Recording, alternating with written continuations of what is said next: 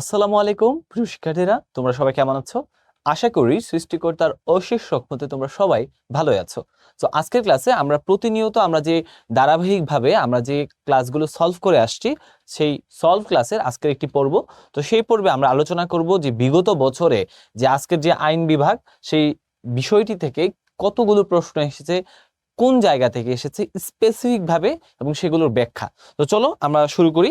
প্রথমেই দেখো, আমাদের এইখানে আজকের যে আলোচ্য বিষয়টা আছে, আমি একটু আগে বললাম যে আইন বিভাগ, যদিও আইন বিভাগের সাথে আরো অনেকগুলো টপিক এখানে সংযুক্ত আছে। সেই টপিকগুলো কি? আইন বিভাগ, জাতীয় সংসদ ও নির্বাচন সংক্রান্ত বিগত বছরে যে প্রশ্নগুলো এডমিশন টেস্টে এসেছে, সেই প্রশ্নগুলো নিয়ে আমরা আজকে আলোচনা করব। অর্থাৎ এইখানের বেসিক বিষয় হচ্ছে, আমরা দেখো এখানে আইন বিভাগ, অর্থাৎ আইন বিভাগ মানে কি? আইনসভা। বাংলাদেশে আইনসভা নিয়ে যে প্রশ্নগুলো আছে, আইনসভার নাম হচ্ছে হাউস অফ দ্য নেশন। সেই আইনসভার মধ্য থেকে এটা হচ্ছে জাতীয় সংসদ এবং নির্বাচন। জাতীয় সংসদ তখনই হবে যখন নির্বাচন হবে, এবং নির্বাচনটা নিয়ে যত প্রশ্ন আসছে বিগত বছরে, তার সবগুলোর সলভ। আচ্ছা, তারপরে দেখো, আমরা প্রথম দেখি বাংলাদেশের জাতীয় সংসদের সুবর্ণ জয়ন্তী সাল কত। অর্থাৎ এটা ঢাকা বিশ্ববিদ্যালয়ের কলা, আইন এবং সামাজিক বিজ্ঞান অনুষদে 22-23 সালে আসছে। যে ভাই, ঢাকা বিশ্ববিদ্যালয়ের যে তোমার যে এই বিভাগে তারা জানতে চেয়েছে যে ভাই, আমার জাতীয় সংসদের সুবর্ণ জয়ন্তীটা কখন। সুবর্ণ জয়ন্তী মানে কি? সুবর্ণ জয়ন্তী হচ্ছে 50 বছর। সুবর্ণ জয়ন্তী হচ্ছে 50 বছর। অর্থাৎ আমি যদি দেখি, আমরা এই যে 1971 সালে আমরা স্বাধীন হয়েছি, তাই না? তাহলে 1971 যোগ 50, তাহলে কত হবে? আমরা যদি দেখি 1971 2 7 5 12, আমরা যদি দেখি 2 হাতে আছে 1, তার মানে 2022 সালে কিন্তু বাংলাদেশের স্বাধীনতার আমরা যদি দেখি সুবর্ণ জয়ন্তী হয়েছে। সো এই হচ্ছে, সরি, 2021 সালে। তো 2021 সালে আমাদের স্বাধীনতার সুবর্ণ জয়ন্তী হয়েছে। সো এই যে 21 সালে করোনা থাকার কারণে আমরা 22 সালে পালন করছি। সো এই যে 50 বছর। কিন্তু এই যে জাতীয় সংসদ কত সালে হয়েছে?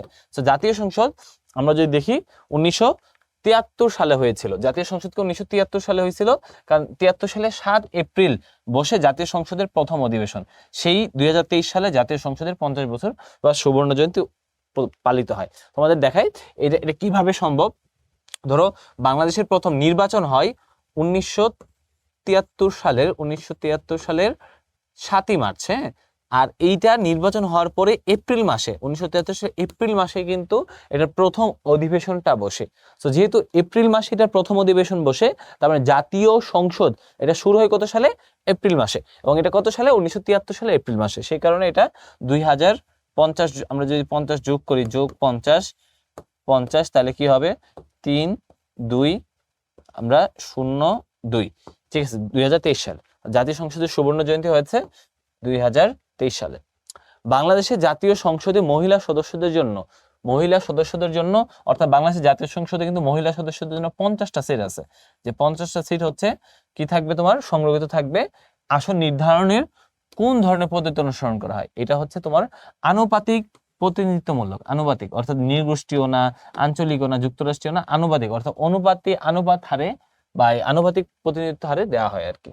যাই হোক, তো যেমন আনুপাতিক প্রতিনিধিত্ব হারে আমরা পদ্ধতি অনুসরণ করে, এই পদ্ধতিতে সংসদের সাধারণ আসনের সংখ্যা হচ্ছে 300, যার সংরক্ষিত আসনের সংখ্যা হচ্ছে মোট 50 ভাগ। অর্থাৎ প্রাপ্ত ফলাফল দ্বারা প্রতিটি রাজনৈতিক দল বা ভোটের মোট আসন সংখ্যা গুণ করা হয়। ফলে প্রাপ্ত সংখ্যা অনুযায়ী প্রতিটি দল বা জোটের জন্য সংরক্ষিত মহিলা আসন বর্ণনা করা হয়। অর্থাৎ এই যে দেখো, এই 300 আসনে ধরো, আমি যদি দেখি যে এই 300 আসনে আওয়ামী লীগ ধরো বা বিএনপি বা যে কোনো একটা পার্টি, ধরো পার্টি এক্স পাইছে। আমরা যদি দেখি পার্টি এক্স, একটু আমরা হোল্ড করি বিষয়টা। পার্টি এক্স মানে কি? পার্টি এক্স মানে হচ্ছে আওয়ামী লীগ বা বিএনপি, ধরো পার্টি এক্স এবং ওয়াই।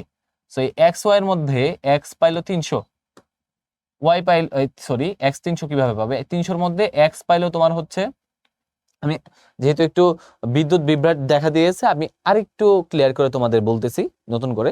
সো দেখো, এই আনুপাতিক হারে ধরো 300 আসনের মধ্যে তোমার আমরা ধরি দুইটা পার্টি এক্স এবং ওয়াই। এক্স ধরো 300 আসনের মধ্যে পাইলো তোমার 150, ওয়াই পাইলো 150, তাহলে তো ডট হইলো, তাইলে তো হবে না। ধরো 100, এটা দিয়ে দিলাম 160, আর ওয়াই পেলো ধরো 140। এখন এই যে এই আমার সংরক্ষিত আসন কয়টা? 50টা। এই 50টার মধ্যে যদি দুইজনই হচ্ছে ধরো 150টা করে পাইতো সিট, 150টা পাইতো, তাহলে এখানে এক্স পাবে 25, আবার এখানে ওয়াই পাবে 25। মানে বিষয়টা হচ্ছে যে যত এই 300 আসনের মধ্যে, এই 300 আসনের মধ্যে যে যতটা পাবে, এটার আমরা একটা আনুপাতিক হারে আমরা ওই পার্টিকে অতটা সিট বরাদ্দ দেওয়া হয়। ঠিক আছে, এই হচ্ছে বিষয়। জাতীয় সংসদে সরকারি দলের মুখপাত্র কে? অর্থাৎ জাতীয় সংসদে সরকারি দলের মুখপাত্র হচ্ছে, আমরা সাধারণত যদি জানি, প্রধানমন্ত্রী। প্রধানমন্ত্রী হচ্ছে জাতীয় সংসদে সরকারি দলের মুখপাত্র। বাংলাদেশের জাতীয় সংসদের স্থপতি লুই আইক্যান। সো এই লুই আইক্যান এই বেচারা কোথায় জন্মগ্রহণ করছে? জন্মগ্রহণ করছে এস্তোনিয়া। আর এটা হচ্ছে তার জন্মস্থান হচ্ছে এস্তোনিয়া। নাগরিক, নাগরিক কোন দেশে? আমরা যদি দেখি, নাগরিক হচ্ছে ইউএস এর। তাহলে আমরা একটু ভদ্রলোকের ছবিটা একটু দেখি। দেখো ওর ভদ্রলোকের ছবিটা আমরা একটু দেখি। সো এই এস্তোনিয়া জন্মগ্রহণ করা যে নাগরিক হচ্ছে ইউএস এর। সো এই যে এই ভদ্রলোক, এই ভদ্রলোক হচ্ছে এই যে তোমার হচ্ছে এই লুই আইক্যান। সো এই লুই আইক্যান এস্তোনিয়াও বংশোদ্ভূত বিশ্বখ্যাত মার্কিন স্থপতি। তিনি 1901 সালে এস্তোনিয়ায় জন্মগ্রহণ করেন। জাতীয় সংসদে উনি লুই আইক্যানের পুরো নাম লুই ইসাডোর কান। ইসাডোর কান, লুই আইক্যানের পুরো নাম লুই ইসাডোর কান। উনি হচ্ছে ফেব্রুয়ারি 20 তারিখ 1901 সালে, মৃত্যু হচ্ছে 1974 সালে। বাংলাদেশের জাতীয় সংসদ ভবন তার বিখ্যাত কীর্তি। এটি নির্মাণ কাজ 1961 সালে আইয়ুব খানের সময়, আর সম্পূর্ণ 1982 সালে। সো ব্যয় হয় $32 মিলিয়ন। অনেক মানে সুন্দর। বাংলাদেশের পৃথিবীর ইতিহাসে যতগুলো মানে সুন্দর স্থাপত্য আছে, তার মধ্যে বাংলাদেশের জাতীয় সংসদের স্থাপত্যটা একটা অন্যতম সেরা নিদর্শন।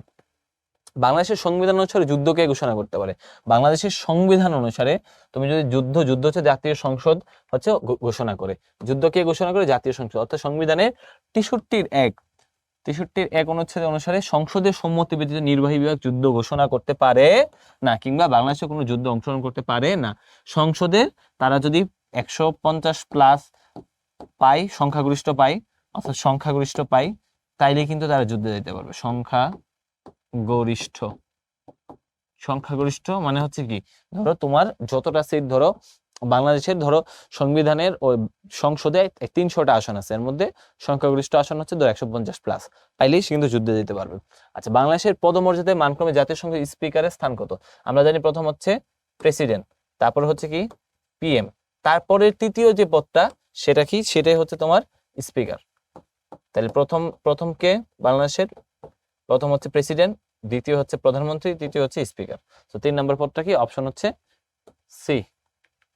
তারপরে বলেছি জাতীয় সংসদের বেসরকারি দিবস কবে? বেসরকারি দিবস হচ্ছে বৃহস্পতিবার, অপশন এ। বেসরকারি দিবস বৃহস্পতিবার। কারণ কেন বৃহস্পতিবার? এই দিবসে সরকারের বাইরে থাকা সংসদ সদস্যরা যে কোনো বিল আনতে পারেন। অর্থাৎ অন্যান্য দিবসে সাধারণ মন্ত্রীদের প্রশ্নকাল এবং অন্যান্য কার্যাবলী সম্পাদনের জন্য মন্ত্রীদের বাইরে অন্য কোনো সদস্যকে বেসরকারি বিল বলা হয়। এছাড়া বুধবার প্রথম 30 মিনিট থাকে প্রধানমন্ত্রীর জন্য নির্ধারিত প্রশ্ন জিজ্ঞাসাকাল। ঠিক আছে, সো এটা হচ্ছে বুধবারে হচ্ছে প্রথম 30 মিনিট হচ্ছে প্রধানমন্ত্রীর জন্য, আর বাকি যে এই সময়টা আমরা জানি যে বেসরকারি দিবস হিসেবে পালন হয় আর কি। বাংলাদেশ সংসদ ভবনের উচ্চতা কত? 155 ফিট। 155 ফিট, হ্যাঁ 155 ফিট। 215 একর, 215 একর জমির উপর, 215 একর জমির উপর 155 ফিট উচ্চতা বিশিষ্ট। এটা হচ্ছে 9 তলা বিশিষ্ট। 155 ফিট মানে হচ্ছে 9 তলা বিশিষ্ট। 9টা হচ্ছে পৃথক পৃথক ব্লক দিয়ে গঠিত। আচ্ছা, জাতীয় সংসদের দর্শকের আসন কত? দর্শকের আসন 430টা।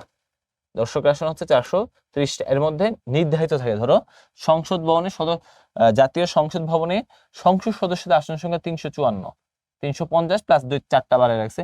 অতিরিক্ত আসন সংখ্যা হচ্ছে 56। হ্যাঁ, কর্মকর্তা তোমার হচ্ছে আসন হচ্ছে 41, সাংবাদিক আসন 80, দর্শক আসন হচ্ছে 430। এটা একটু মাথায় রাখবো। দর্শক আসন কতটা? 430টা। অর্থাৎ তুমি যদি চাও যে জাতীয় সংসদ তুমি শুনবা নিজ কানে, তাহলে তুমি যদি আগে থেকে ওইখানে সংসদ মন্ত্রণালয়ের যে সচিবালয়ে তাদেরকে জানাও, তারা একটা পাস দিবে তোমাকে। পাস দিলে তুমি কিন্তু বসে সংসদের কার্যক্রম শুনতে পারবা আর কি। সংসদ বর্জন আইন প্রণয়ন আবশ্যক মন্তব্যটি কোন সংস্থা? অর্থাৎ তোমার সংসদ বর্জন যে আইন, এটা হচ্ছে প্রণয়ন আবশ্যক, এটা বলতেছে TIB, transparency international Bangladesh, TIB বলতেছে আর কি। হ্যাঁ, তারপর হচ্ছে অন্তর্বর্তীকালীন পূর্ব বাংলা আইনসভা ছিল, অর্থাৎ বাংলাদেশে যখন তোমার হচ্ছে অন্তর্বর্তীকালীন মানে সময়টা কি, ধরো 1971 সালে স্বাধীন হয়েছে, তো 1971 সালের ডিসেম্বর, কিন্তু পরবর্তী নির্বাচন হচ্ছে 1973 সালে। এই যে এই 71-এর ডিসেম্বর থেকে, হ্যাঁ, স্বাধীন হওয়ার পর থেকে 73-এর মার্চ পর্যন্ত এই সময়টাতে কিন্তু 73-এর মার্চ পর্যন্ত এই সময়টা কিন্তু আমরা কি দেখতে পেয়েছি, অন্তর্বর্তীকালীন একটা সরকার ছিল। এই তৎকালীন পূর্ব বাংলার এই সরকারটা হচ্ছে জগন্নাথ হলে তারা হচ্ছে তাদের অবস্থান ছিল আইনসভা। এই যে দেখো, এই জগন্নাথ হলে, তৎকালীন জগন্নাথ হলের ভিতরে একটা ভবনে ছিল আর কি। তা বাংলাদেশের জাতীয় সংসদে উত্থাপিত সরকারি বিল বলতে কি বোঝায়? সরকারি বিল যখন মন্ত্রীগণ কর্তৃক উত্থাপিত বিল, মন্ত্রীগণ যখন যেই বিল উত্থাপন করবেন সেটাকে সরকারি বিল, আর যখন এমপিরা, অর্থাৎ মন্ত্রী বাদে যে কেউ বিল আনবে এটাকে বলে বেসরকারি বিল। বাংলাদেশের একজন সংসদ সদস্য কত বছরের জন্য? এটা হচ্ছে 5 বছর। বাংলাদেশের সংসদ সদস্য 5 বছরের জন্য হয় আর কি। সো পরীক্ষায় আসতে পারে এটা, যে বাংলাদেশের একজন সংসদ সদস্য হতে হলে কত বছর লাগে? 25। 25 বছর হইলে একজন মানুষ বা একজন বাংলাদেশের নাগরিক সে সংসদের জন্য বা এমপি ইলেকশনের জন্য নির্বাচিত হইতে পারে আর কি। তারপরে আমরা যদি দেখি, বাংলাদেশের জাতীয় সংসদের ইংরেজি নাম কি? House of the nation. House of the nation. বাংলাদেশের জাতীয় সংসদের ইংরেজি নাম হচ্ছে হাউস অফ দ্য নেশন। তারপর হচ্ছে হু টেক্স ওভার, আরেকটা জিনিস হচ্ছে এটাকে সাধারণত পার্লামেন্ট বলে, কিন্তু সাধারণত কি নামে তাকে পরিচিত? পার্লামেন্ট নামে। হু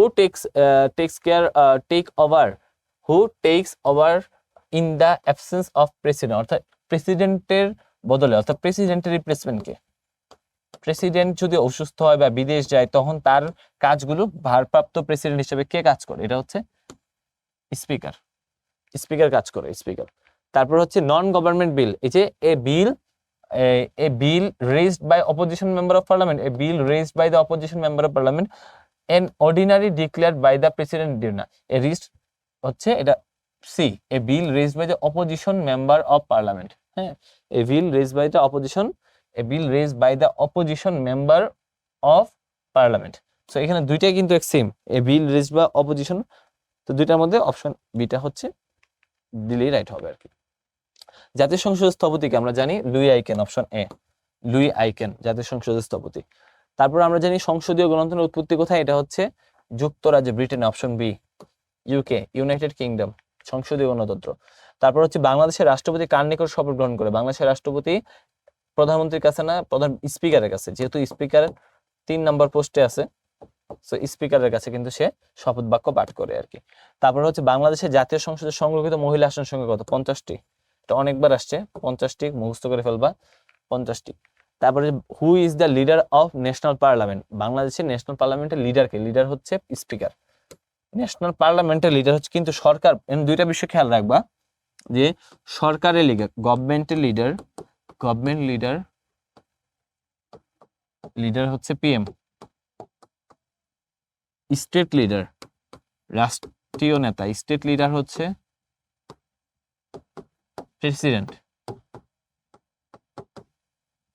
প্রেসিডেন্ট। আর আমরা যদি দেখি যে leader of national parliament, parliament leader, parliament, আমরা যদি লিডার দেখি, লিডারকে স্পিকার। তাহলে এই তিনটা খুব ভালো করে মনে রাখবা। পদমর্যাদা সবার উপরে উনি, 2 নম্বরে উনি, 3 নম্বরে উনি। সো এটা হচ্ছে ওয়ারেন্ট অফ প্রেসিডেন্স, বাংলাদেশ সংবিধানে আছে। কততম জাতীয় সংসদ গঠনের লক্ষ্যে আসন্ন নির্বাচন অনুষ্ঠিত হবে? সেটা 2018 ছিল। তো 18 সালে কততম নির্বাচন ছিল? 18 সালে তোমার একাদশ ছিল। বর্তমানে 2024 সালে যে নির্বাচনটা হয়েছে, যদিও নির্বাচনটা বলা হয় ভোট চুরি নির্বাচন, আসলে আমি নিজেও ভোট দিতে যাই নাই।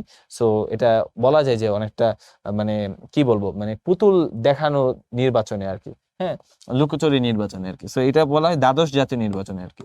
তারপর আমরা এটাকে বলবো দ্বাদশ জাতীয় নির্বাচন, 2024 সালের যেটা হয়েছে। তখন একাদশ ছিল 2018 সালে। বাংলাদেশের জাতীয় সংসদের স্পিকারের নাম কি? বর্তমানে স্পিকার নাই, কিন্তু যখন এই দ্বাদশ জাতীয় সংসদে ছিল, অপশন বি, শিরিন শারমিন চৌধুরী। আচ্ছা, তারপর হচ্ছে বাংলাদেশের রাষ্ট্রপতি নির্বাচন কিভাবে? প্রত্যক্ষ ভোটে। জনগণ কি প্রত্যক্ষভাবে ভোট দিতে পারে রাষ্ট্রপতি? না। গণভোট হয় যে ভাই রাষ্ট্রপতি কেন নিব না, প্রধানমন্ত্রী কর্তৃক না, সংসদের সবাই মিলে সিদ্ধান্ত নিয়ে তারা হচ্ছে রাষ্ট্রপতি। মানে অপশন হচ্ছে সি। বাংলাদেশের জাতীয় সংসদের সংসদ সদস্য সংখ্যা কত? সংসদ সদস্য 350। 300টা হচ্ছে নির্বাচিত আর 50টা হচ্ছে সংরক্ষিত। তত্ত্বাবধায়ক সরকারের আইন কোন সংসদে বাতিল করা হয়? এটা হচ্ছে আমরা যদি দেখি 2011 সালে এই আইনটা বাতিল করা হয় ত্রয়োদশ সংশোধনীতে। ত্রয়োদশ সংশোধনীতে এটা কিন্তু এটা চালু করা হয়েছিল 1996 সালে, এটা চালু করা হয়েছিল ত্রয়োদশ সংশোধনীতে। আর পঞ্চদশ সংশোধনীতে এটা হচ্ছে বাতিল করা হয়। তার মানে 13 নম্বরে হচ্ছে এটা চালু করছে, 15 নম্বরে গিয়ে এটা কি করে দিছে? সংশোধনীতে এটা বাদ করে দিছে। কি বাদ করে দিছে? কেয়ারটেকার গভর্নমেন্ট, কেয়ারটেকার, অর্থাৎ এই গভর্নমেন্টের অধীনে কিন্তু নির্বাচন হইতো।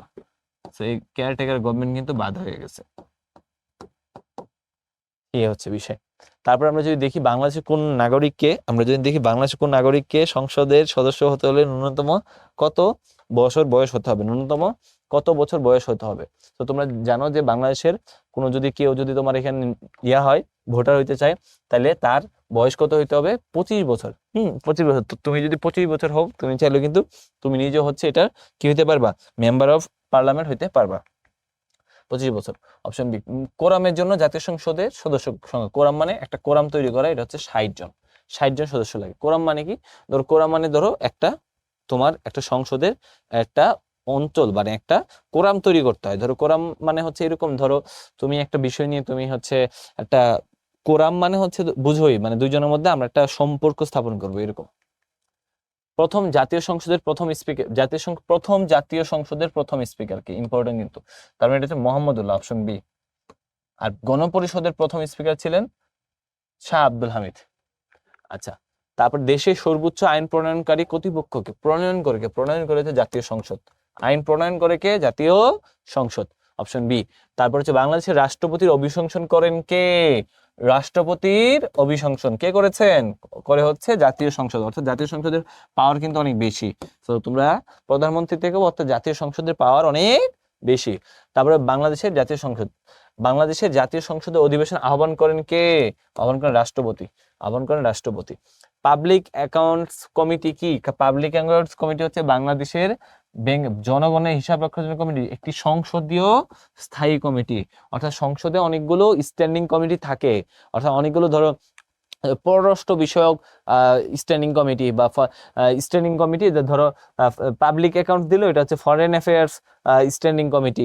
সো এরকম থাকে। সো প্রত্যেকটা শিল্প মন্ত্রণালয় বিষয়ক, পার্বত্য চট্টগ্রাম বিষয়ক, এরকম স্ট্যান্ডিং কমিটির মধ্যে এক একজন এমপিকে বা এক একজন মন্ত্রীর নেতৃত্বে এমপিদেরকে বা একজন চেয়ারম্যান থাকে, বাকি যারা হচ্ছে নিয়ে একটা কমিটি হয় আর কি। সো এই হচ্ছে কথা। তারপরে বাংলাদেশের জাতীয় সংসদের স্পিকারের পদ শূন্য হবে যদি তিনি কি হয়, যে সংসদ সদস্য না হয়, অপশন এ, মন্ত্রিত্ব পদ গ্রহণ করে, অপশন বি। এ ও বি দুইটাই হওয়ার কথা, দুইটাই হবে।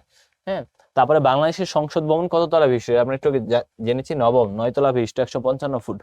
জাতীয় সংসদের 1 নং আসনটি কোন জেলার? 1 নং আসনটি হচ্ছে পঞ্চগড়, অপশন বি।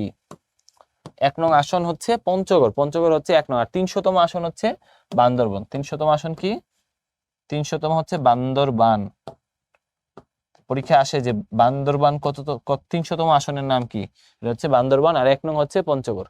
তারপর হচ্ছে who is the casting vote? Casting vote মানে কি? ধরো একটা বিষয়ে বাংলাদেশের 300 জনের মধ্যে 150 জন বললো আমি এটা মানি, আর বাকি 150 জন বললো ভাই আমি এটা মানি না।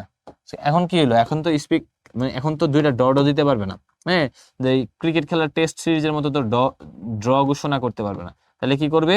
স্পিকার একটা ভোট দিবে, বললো যে ভাই আমি একটা পক্ষে দিতেছি। তো স্পিকার যখন ভোটটা দিবে, তখন এই ভোটটা কি হয়ে গেল? ধরো এটা 150 + 1 51 হয়ে গেল। তো এই 151 যে এই ভোটটা দিল, এটা হচ্ছে কাস্টিং ভোট। ঠিক আছে, এটা প্রেসিডেন্টের ভোট না, পার্লামেন্ট কমিটির মেম্বার না, এটা হচ্ছে স্পিকারের ভোট, অপশন ডি।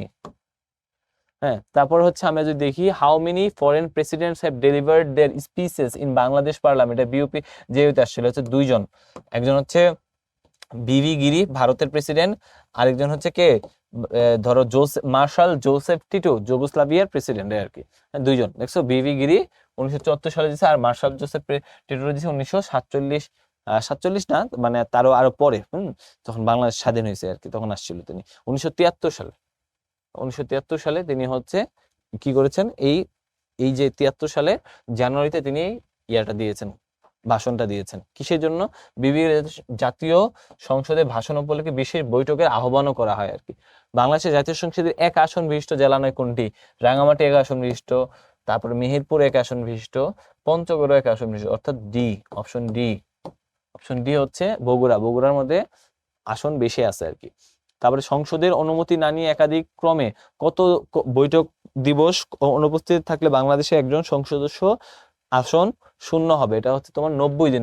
3 মাস যদি কেউ তোমার হচ্ছে সংসদ সদস্য, কোনো এমপি যদি সংসদের কাছে না আসে, তার সংসদ সদস্য পদ শূন্য ঘোষণা করা হবে, তার থেকে যদি অনুমতি না নেয়। বাংলাদেশের জাতীয় সংসদের 300তম আসন কি আমরা পড়িয়ে ফেলেছি? Option D. আগে আমরা জানি, এটাও আসছে ঢাকা ইউনিভার্সিটিতে। বাংলাদেশের সরকার পদ্ধতি কেমন? সরকার পদ্ধতি হচ্ছে সংসদীয়, সংসদীয় এককেন্দ্রিক ও সংসদীয় বাংলাদেশ, সংসদীয় সরকার পদ্ধতি। বাংলাদেশে বর্তমান নিবন্ধিত রাজনৈতিক দলের সংখ্যা কতটা? অপশন হচ্ছে এ, 52টি। অর্থাৎ সর্বশেষ আমরা জানি এই 2রা সেপ্টেম্বর নাগরিক ঐক্য নামে একটা দল, মাহমুদুর রহমান মান্নার, এই দলটা, হ্যাঁ, নাগরিক ঐক্য নামে যে দলটা আছে, নাগরিক ঐক্য দলটা রেজিস্ট্রেশন পেয়েছে। এই যে এটা হচ্ছে তোমার এই যে সেপ্টেম্বরের 2 তারিখ, বুঝছো? তার বর্তমান রাজনৈতিক দলের সংখ্যা হচ্ছে 52টি। বাংলাদেশে কখন তার বাংলাদেশের বর্তমান রাজনৈতিক দলের দাম দলের সংখ্যা কয়টা? এটা একটু আপডেটেড হয় প্রতি ইয়েতেই, একটু খেয়াল করে দেখবা, 52টি। সো 52টি রাজনৈতিক দল। বাংলাদেশে কখন প্রথম জাতীয় নির্বাচন অনুষ্ঠিত হয়? 7ই মার্চ 1973, আগেই বলেছি, দেশ স্বাধীনের পরে, অপশন বি। তারপর হচ্ছে বাংলাদেশের জাতীয় সংসদে কোরাম কতজন? কোরাম মানে 60 জন সদস্য অনুমতি হইতে হবে। হ্যাঁ, কোরাম মূলত হয় সংবিধানে 75 নং অনুচ্ছেদে বলেছে এই সংখ্যা অনুপস্থিত না থাকলে জাতীয় সংসদে কোরাম হবে না। কোরাম পূর্ণ করতে অন্তত 60 জন সদস্যের আবশ্যিক প্রয়োজন। কোরাম মানে কি, ধরো শুরু করতে আর কি। কিসের অভাবে সমাজে বিশৃঙ্খলা বা অসঙ্গতি বৃদ্ধি পায়? এটা হচ্ছে আমরা যদি দেখি যে ন্যায় বিচারের অভাবে। তোমার যদি ন্যায় বিচার না থাকে তাহলে সমাজে অসঙ্গতি থাকবে। নির্বাচন কমিশনের সংখ্যা কত নম্বর? এটা হচ্ছে 118 নম্বর হচ্ছে নির্বাচন কমিশন। তারপর হচ্ছে আমরা যদি দেখি কততম নির্বাচন, এটা হচ্ছে বাংলাদেশের গণভোট সংসদ নির্বাচন থেকে আসবে প্রশ্ন, ঠিক আছে? এতক্ষণ আমরা আলোচনা করেছি, দেখো এতক্ষণ আমাদের আলোচনার টপিক ছিল কিরকম। উপরে দেখো আইন বিভাগ, আমাদের এতক্ষণ আলোচনার বিষয় ছিল আইন বিভাগ। সো আমরা এখন হচ্ছে আমরা একটু অ্যাডভান্স চলে গেছি। সো এখন এখান থেকে শুরু হয়েছে বাংলাদেশের গণভোট ও সংসদ নির্বাচন। হ্যাঁ, সেটা হচ্ছে আরেকটা টপিক, মানে এই অধ্যায়েরই আরেকটা টপিক আর কি। সো আমরা এটা নিয়ে আলোচনা করছি। সো দেখো, ন্যায় বিচার আমরা সংবিধান জানি। সো বাংলাদেশের সংসদ নির্বাচনে ছবিযুক্ত ভোটার তালিকা, ছবিযুক্ত হচ্ছে 2009 সালে যখন ইলেকশন হয়েছে, তখন কিন্তু আমরা কি দেখেছি? ছবিযুক্ত ভোটার তালিকা দেখেছি। তার মানে তখন আমরা যদি 2000 বর্তমান 2024-এ যদি 12 হয়, তাহলে 2018 হচ্ছে 11, তাই না? 2014 হচ্ছে 10, আর 2009 কত হচ্ছে 9। তার মানে হচ্ছে নবম জাতীয় সংসদ নির্বাচন থেকে ভোটে, ওটা তোমার একটা ছবি থাকবে, তুমি যখন ভোট দিতে যাবা প্রিজাইডিং অফিসার খুলে দেখবে চেহারা মিলি কিনা, তারপর মিললে তারপর তোমাকে ভোট দিতে দিবে আর কি, নাহলে দিবে না। দেখা যাবে যে একজনের ভোট আরেকজন, ধরো আমার ভোট আরেকজনদের দিয়ে আসছে, এখন আমি তো জানতে পারি না। তো বর্তমানে যদিও অনেকে ভোট দিতে পারো নাই, সো অনেক ভোট চোর ছিল দেশে, এটা অস্বীকার করার মতো কোনো জায়গা নাই। সো আমরা যেটা বলতে যাচ্ছি সেটা হচ্ছে ভাই, যে আমরা নিজেরা নিজেদের ভোট দিব, কারণ আমরা নিজেরা সচেতন নাগরিক, ঠিক আছে? তো এটা ভোট আমাদের দিতে হবে। বাংলাদেশে মোট কতবার গণভোট হয়েছে? বাংলাদেশে মোট 3বার গণভোট হয়েছে। 3বার গণভোট আমরা দেখি কোন কোন বার হয়েছে। প্রথমবার হয়েছে প্রশাসনিক গণভোট 1977 সালে প্রেসিডেন্ট জিয়াউর রহমানের শাসনকার্যের বৈধতা দেওয়ার জন্য। ফলাফল হচ্ছে 98.80 হ্যাঁ ভোট পড়েছে। দ্বিতীয়বার গণভোট পড়েছে প্রশাসনিক গণভোট 1985 সালে হোসেন মোহাম্মদ এরশাদ তার সমর্থন যাচাই করার জন্য হ্যাঁ না ভোট করছে। হ্যাঁ, এটার মধ্যে 94.14 হ্যাঁ ভোট পড়ছে। তৃতীয় গণভোট হচ্ছে সাংবিধানিক গণভোট, যেটা 1991 সালে হয়েছে, অর্থাৎ সংবিধান দ্বাদশ সংশোধনীর প্রস্তাব করে, এবং এটাই কিন্তু হচ্ছে হ্যাঁ ভোট পড়েছিল অনেক, ঠিক আছে? সো আমরা যদি দেখি যে এই হচ্ছে 3বার হয়েছিল। বাংলাদেশের জাতীয় সংসদ অধিবেশন আহ্বান করেন কে? আহ্বান করেন হচ্ছে রাষ্ট্রপতি। তারপরে বাংলাদেশে আসন্ন, তখন 2018 সালে প্রশ্নটা আসছে যে কততম নির্বাচন, তাহলে 18 সালে 11তম, আর বর্তমানে হচ্ছে 12তম নির্বাচন হয়েছে। আচ্ছা, তারপর হচ্ছে গণপ্রজাতন্ত্রী বাংলাদেশের সংবিধানের অধিকার নিশ্চিত করা হয়েছে, আমরা জানি 17তম যে তোমার অনুচ্ছেদে রয়েছে ওইখানে। আইনের শাসনের তাৎপর্য কি? আইনের শাসনের তাৎপর্য হচ্ছে আইনের একই আদালতে সকলের বিচার করা, অর্থাৎ আইনের শাসনকে সবাইকে সমান হিসেবে গণ্য করা হয়, অর্থাৎ এটাই আইনের শাসনের মূল ভিত্তি। অর্থাৎ তোমার একই আদালত, তুমি ধনী দরিদ্র কোনো ভেদাভেদ করবা না। কোন সরকার ব্যবস্থা? আইনসভা সার্বভৌম, অর্থাৎ আইনসভা চাইলেই সার্বভৌম সিদ্ধান্ত নিতে পারে। এটা হচ্ছে সংসদীয় সরকার ব্যবস্থায়। সাধারণ নির্বাচন ফলাফলের কত দিনের মধ্যে সংসদ অধিবেশন আহ্বান করা হয়? এটা সাধারণত 30 দিনের মধ্যে সংসদ অধিবেশন আহ্বান করা হয়, অর্থাৎ 30 দিনের মধ্যেই তোমার সংসদ অধিবেশন আহ্বান করে, এটা হচ্ছে নিয়ম। তারপরে রংপুর বিভাগের জাতীয় মোট আসন কতটি? মোট আসন হচ্ছে 33টি। রংপুর বিভাগের জাতীয় সংসদের মোট আসন হচ্ছে 33টি। একটু এটা জেনে নেবা। মত প্রকাশের অধিকার নাগরিকের কোন ধরনের অধিকার? এটা হচ্ছে মানুষের রাজনৈতিক অধিকার। মানুষের রাজনৈতিক অধিকারের মধ্যে একটা পড়ে মত প্রকাশের স্বাধীনতা। সংসদীয় পদ্ধতির সর্বোচ্চ পদমর্যাদার অধিকারী কে? সংসদীয় পদ্ধতিতে সর্বোচ্চ পদমর্যাদা অধিকারী হচ্ছে রাষ্ট্রপতি। রাষ্ট্রপতিকে বলা হয় সর্বোচ্চ পদমর্যাদা, অর্থাৎ ওয়ারেন্ট অফ প্রেসিডেন্স অনুসারে সবার উপরে থাকে হচ্ছে রাষ্ট্রপতি। হ্যাঁ, তারপর আমরা যদি দেখি বাংলাদেশের জাতীয় সংসদের কোন দল থেকে পদত্যাগ করলে তিনি কি? তিনি জাতীয় সংসদের কোন সদস্য দল থেকে পদত্যাগ করলে তিনি পরবর্তী কোন নির্বাচনে সংসদ হবার জন্য যোগ্য হবেন না। পরবর্তী কোন সংসদ হবার জন্য অযোগ্য হয়েছে, পরবর্তী কোন নির্বাচনে সংসদ হবার অযোগ্য হবেন না, এটাই হচ্ছে নিয়ম। অর্থাৎ তুমি যদি তোমার দল ত্যাগ করো, এমন না যে তুমি দল অযোগ্য হবেন না, তুমি তো হবা না। তো অপশন হচ্ছে বি, অর্থাৎ তুমি ত্যাগ করতে পারো, বাট পরবর্তী নির্বাচনে তুমি নতুন করে আবার নির্বাচন করতে পারবা। তারপর হচ্ছে বাংলাদেশের জাতীয় সংসদের কোন টেকনিক্যাল, অর্থাৎ যারা জিতে নাই, অর্থাৎ ধরো সরকার মনে করছে যে তারা কোনো ভোট পায় নাই, ধরো সরকার মনে করছে যে আমি বিজ্ঞান মন্ত্রী, হ্যাঁ ইয়াফাইজ ওসমান ছিল বিজ্ঞান প্রযুক্তি মন্ত্রী, এখন এই মন্ত্রীকে সে কোনো জায়গায় সে নমিনেশন দেয় না, এখন মনে করছে যে এই বিজ্ঞান মন্ত্রণালয়টা ইয়াফাইজ ওসমান খুব ভালোভাবে চালাইতে পারবে, সেই জন্য ইয়াফাইজ ওসমানকে এই দায়িত্বটা দেওয়া হয়েছিল তখনকার সময়। তো উনি কি, ওনাকে বলে টেকনোক্রেট মন্ত্রী। তো এরকম যদি কোনো মন্ত্রী, ধরো আমি আন্তর্জাতিক সম্পর্ক খুব ভালো বুঝি, সো এখন সরকার মনে করলো না এই রায়হান সাহেবকে নিলে আমি হচ্ছে আমার পররাষ্ট্র বিষয়ে নীতিগুলো আরো ভালোভাবে করতে পারবো, সেই কারণে আমাকে কি করলো, ধরো পররাষ্ট্রমন্ত্রী নিয়োগ করলো। এই যে সরকার আমাকে পররাষ্ট্রমন্ত্রী নিয়োগ করলো, আমি কিন্তু কোনো ভোটাধিকার বা আমি কিন্তু কোনো রাজনীতি করে কোনো আসনে জয়ী লাভ করে আসি নাই, সো আমাকে বলা হবে টেকনোক্রেট মন্ত্রী, অর্থাৎ যে কোনো নির্বাচন না করে সরাসরি মন্ত্রিসভায় স্থান পায়, তাকে প্রধানমন্ত্রীর পছন্দ অনুযায়ী সেটা হচ্ছে টেকনোক্রেট মন্ত্রী। কিন্তু আমি নির্বাচিত না হওয়ার কারণে আমি সংসদে কোনো ভোটদান করতে পারবো না, ভোটদান করতে পারবেন না। অর্থাৎ আমাকে কি করতে হবে, সংসদে কোনো একটা বিষয় ইস্যু ভোট হলে আমাকে চুপচাপ থাকতে হবে, এই হচ্ছে বিষয়। তারপরে হচ্ছে what statement is more appropriate? Parliament makes law, অর্থাৎ আইনসভা আইন প্রণয়ন করে, জুডিশিয়ারি ইন্টারপ্রেটেশন, জুডিশিয়ারি হয়, এটা ভালো লাগতেছে, জুডিশিয়ারি মেক ল, না এটা ভুল, প্রথমে বল জুডিশিয়ারি মেক ল, এটা তো প্রথমে বল, অর্থাৎ নন, উত্তর হচ্ছে অপশন এ, অর্থাৎ পার্লামেন্ট আইন প্রণয়ন করে, জাতীয় সংসদ, আর জুডিশিয়ারি এটাকে ব্যাখ্যা করে। সো ইজি, জুডিশিয়ারি পার্লামেন্ট আইন তৈরি করে, জুডিশিয়ারি আইন ব্যাখ্যা করে আর কি। সো নির্বাচন কমিশনের পদের মেয়াদ তার কার্যভার 5 বছর। নির্বাচন কমিশন কয় বছর? তুমি 5 বছর সে ক্ষমতায় থাকতে পারবে আর কি। তারপর হচ্ছে নিচের কোন দেশটি পার্লামেন্ট এক কক্ষ বিশিষ্ট? এটা হচ্ছে বাংলাদেশ। বাংলাদেশের পার্লামেন্ট হচ্ছে এক কক্ষ বিশিষ্ট। তারপরে হচ্ছে এই হচ্ছে বিষয় আমাদের ছিল। সো আমরা আজকে আলোচনা করেছি বাংলাদেশের অনেকগুলো বিষয় নিয়ে, যে বাংলাদেশে আইনসভা কি কাজ করে। আইনসভার মধ্যে তোমরা দেখেছো যে হাউস অফ দ্য নেশন, অর্থাৎ জাতীয় সংসদের আসন কতটা, জাতীয় সংসদের প্রধানকে, তারপর জাতীয় সংসদের মন্ত্রীর কি ভূমিকা, জাতীয় সংসদে প্রধানমন্ত্রীর কি ভূমিকা, জাতীয় সংসদে একজন এমপির কি ভূমিকা। সো এই বিষয়গুলো থেকে কিন্তু বিভিন্ন বছর পরীক্ষায় প্রশ্ন আসছে। তারপরে কি জাতীয় নির্বাচন কততম নির্বাচন, এবং নির্বাচনের মধ্যে তোমার নির্বাচন কমিশন কত নম্বরে ছিল, নির্বাচন কমিশন কেমন হবে, নির্বাচন কমিশনার কে। তো এই নির্বাচন সম্পর্কে কিন্তু প্রশ্ন আসছে। তো গণভোট কতবার হয়েছে, কোনটা সাংবিধানিক গণভোট, কোনটা প্রশাসনিক গণভোট, তো এইগুলো সম্পর্কে তোমার জানতে হবে। আশা করি এরকম ভাবে আমাদের সলভ ক্লাসগুলো তোমরা সলভ করলে তোমরা কিন্তু বুঝতে পারবা যে কোন বিষয় থেকে প্রশ্নগুলো আসে বারবার। তো তোমাদের সকলকে জানাই অনেক অনেক শুভকামনা। পরবর্তী ক্লাসে অবশ্যই দেখা হবে। সবাই ভালো থাকো, সুস্থ থাকো, শিখুর সঙ্গে থাকো।